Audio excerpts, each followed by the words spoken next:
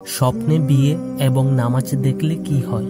রাসূল সাল্লাল্লাহু আলাইহি ওয়াসাল্লাম এর হাদিস থেকে হযরত আবু হুরায়রা রাদিয়াল্লাহু তাআলা আনহু তিনি বলেছেন, স্বপ্ন হয় তিন ধরনের। এক, ভালো স্বপ্ন। এটি আল্লাহ তাআলার পক্ষ থেকে পাঠানো একটি সুন্দর স্বপ্ন, যা মনের আশা পূরণ এবং ভবিষ্যৎ সুন্দর হওয়ার ইঙ্গিত দেয়। দুই, এটি শয়তানের পক্ষ থেকে দেখা এক ধরনের দুঃস্বপ্ন, যা আমাদের আতঙ্কিত করে এবং বিরক্ত সৃষ্টি করে। তিন, নিজস্ব চিন্তা। এগুলো সাধারণত আমাদের মনের অবস্থা বা চিন্তা থেকে উৎপন্ন হয়, যা আমাদের দেহ, শারীরিক ও মানসিক অবস্থার প্রতিফলন করে।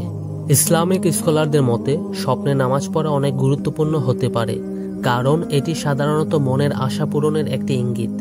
যদি কেউ স্বপ্নে নামাজ পড়তে দেখে, বিশেষজ্ঞ স্কলার মনে করে যে তার মনের ইচ্ছা পূরণ হবে, তবে এটি কোনো হাদিসের ভিত্তি নয়। এটি ইসলামী গবেষকদের বিশ্লেষণের ফলস্বরূপ। স্বপ্নে নামাজের অবস্থানও গুরুত্বপূর্ণ হতে পারে। উদাহরণস্বরূপ, শুয়ে নামাজ পড়া এটি মৃত্যুর সংকেত হতে পারে, কারণ শুয়ে নামাজ পড়া এক ধরনের অসুবিধা বা অক্ষমতার প্রতীক হতে পারে। এটি মৃত্যুর সন্নিকট সংকেত হিসাবে গণ্য হতে পারে। বসে নামাজ পড়া এটি রোগের বা শারীরিক অক্ষমতার আলামত হতে পারে। তা হতে পারে কিছুদিনের মধ্যে আপনি শারীরিকভাবে অসুস্থ হবেন।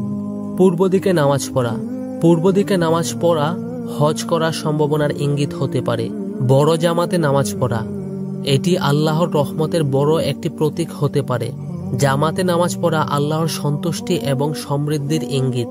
যদি কেউ বড় জামাতে নামাজ পড়তে দেখে, সেটা তার জীবনের বড় রহমত এবং সম্পদের আগমন হতে পারে।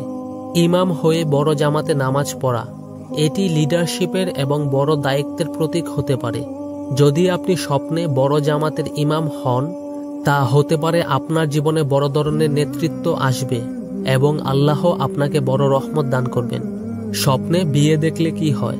বিয়ে একটি গুরুত্বপূর্ণ বিষয়। ইসলামিক স্কলাররা বলেন, স্বপ্নে বিয়ে দেখলে সাধারণত ধন সম্পদ এবং পরিবারে বরকতের আগমনের একটি সুসংবাদ হতে পারে। বিশেষজ্ঞদের মতে স্বপ্নে বিয়ে দেখা প্রায়ই একটি সফল ও সুখী জীবনের প্রাথমিক লক্ষণ হতে পারে। এছাড়াও এই স্বপ্নটি আপনার জীবনের বড় কিছু অর্জনের সম্ভাবনার প্রতীক হতে পারে, যেমন অর্থনৈতিক উপার্জন, পারিবারিক সম্পর্কের উন্নতি এবং সুখ শান্তির আগমন। এই স্বপ্নের ব্যাখ্যাগুলো ইসলামিক স্কলারদের গবেষণার ফলস্বরূপ। তবে মনে রাখবেন, রাসূল সাল্লাল্লাহু আলাইহি ওয়াসাল্লাম সরাসরি এসব বিষয়ে কিছু বলেননি। আল্লাহ তাআলা আমাদের সঠিক বোঝার তৌফিক দান করুন। আমিন।